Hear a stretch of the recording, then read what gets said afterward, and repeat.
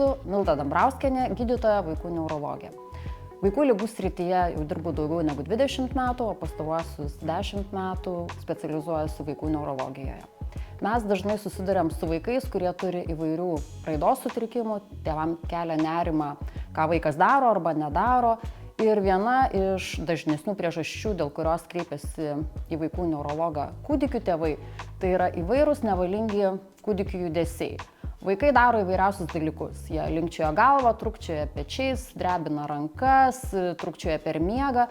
Ir be abejo, jeigu tai kartojasi ne vieną dieną, tėvams dažnai būna neramu, ar viskas čia normalu.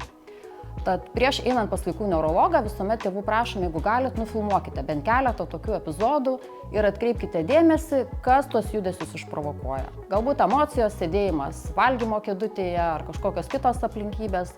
Tai mums padės suprasti, ar šie judesiai yra gerybiniai, ar reikia sunerimti.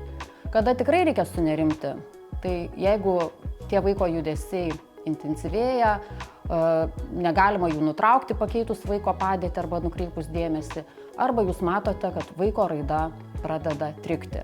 Tokiais atvejais kviečiam nedelsiant pasitarti su gydytoju vaikų neurologu.